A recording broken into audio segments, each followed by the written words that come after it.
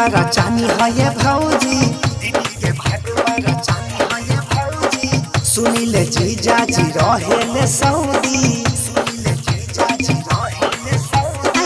दीदी के भाग बड़ा चानी है ये भौजी, सुनीले जीजा जी रहेले सऊदी।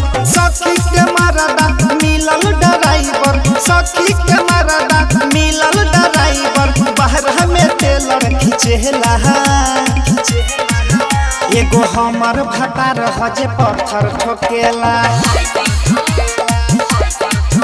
एगो हमर भतार हजे बेंगलोर खटेला।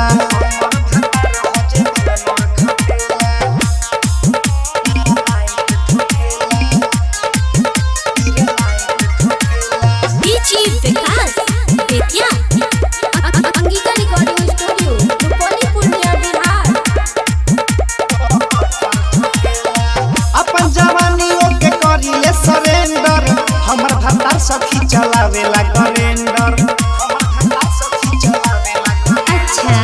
अपन जवानी ओके करिले सरेंडर। हमर भतार सखी चलावेला कैलेंडर, माने ना बात हमर ये को नतिया। रोजे उपास हमर रहता खतिया, माने ना बात हमर ये को नतिया। रोजे उपास हम रहता खटिया, कितना के ठोकलस घरवा में जाके, कितना के ठोकलस घरवा में जाके। फटाफट उले भल करेला,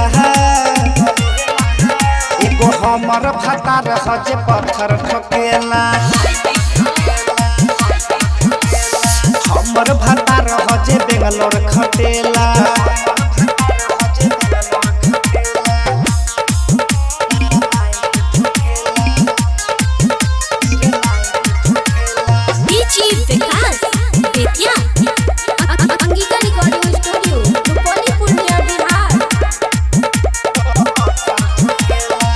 मर्द के सुख हमरा मिले न रोजो, कहेला रहबे त रहना त जोजो।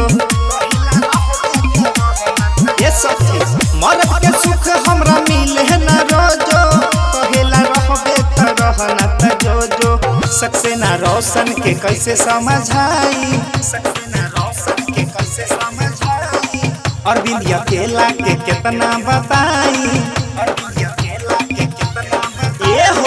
रतन रोशन के हम कैसे समझाई। अरविंद अकेला के कितना बताई।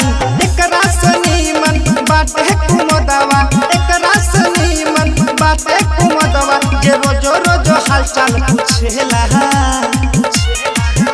एगो हमर भतार दिन नाइट ठोकेला। एगो हमर भतार हजे बेंगलोर खटेला। दे तोहरे खातिर न खटा। Angika recording studio Rupauli Purnia Bihar.